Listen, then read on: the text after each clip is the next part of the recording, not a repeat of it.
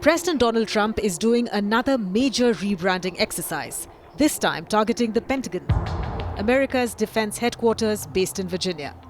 Trump is signing an executive order that will allow the Department of Defense to be referred to as the Department of War. It will also allow Defense Secretary Pete Hegseth to identify himself as the Secretary of War in official documents and ceremonies. The rebranding will extend well beyond just titles. Pentagon websites and signage will be updated, including renaming the Public Affairs Briefing Room the Pentagon War Annex. According to the executive order, the name Department of War conveys a stronger message of readiness and resolve compared to Department of Defense, which emphasizes only defensive capabilities. In an effort to project strength and resolve, the order authorizes the Defense Secretary, his department and subordinate officials to use the new titles as secondary names. The order also instructs Hegseth to recommend and include legislative and executive actions to move towards a permanent renaming of the departments, since Trump cannot formally change the name without congressional approval. The Department of War was originally established by the first American president, George Washington, to oversee the army. It retained the name until 1949, when then-President Harry S. Truman reorganized the military. Truman had earlier signed the National Security Act of 1947. Merging the Department of the Navy, the newly created Department of the Air Force, and the Department of the Army, then known as the Department of War, into the national military establishment under a civilian Secretary of Defense. In August 1949, the establishment was renamed the Department of Defense.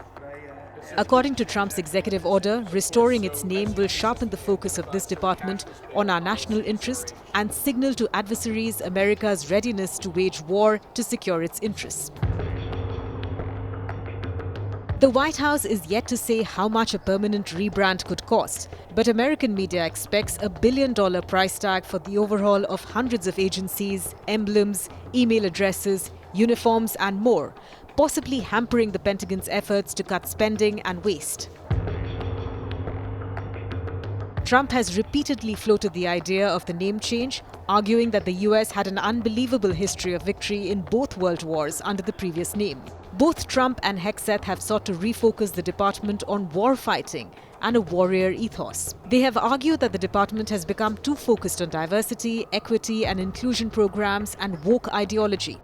The Pentagon renaming effort comes after a series of moves by Hegseth to reverse earlier policies. Among them was the restoration of Confederate-era names like Fort Bragg and Fort Hood, which had been changed under the Biden administration. Hegseth kept the names but reattributed them to other historical figures with the same titles. The rebranding also comes on the heels of China unveiling a range of new weapons, drones and other military hardware in a massive parade that many interpreted as a clear message to the US and its allies.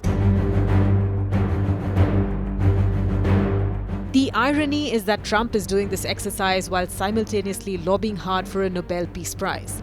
At every media interaction, Trump claims he has stopped multiple conflicts in his second term.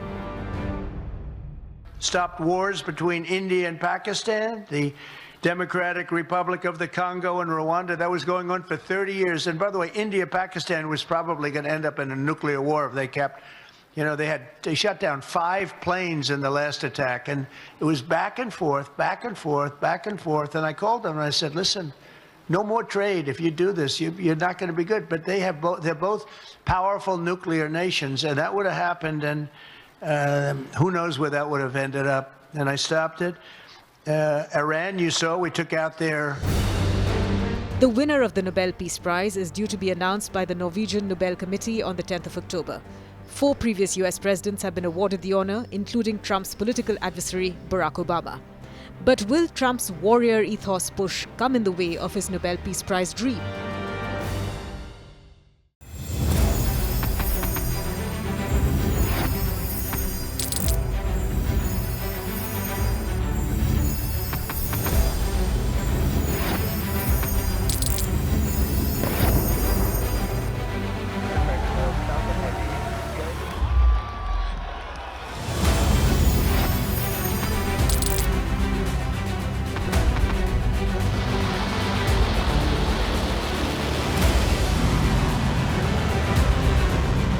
fighting so long and so hard that they don't know what the they're doing.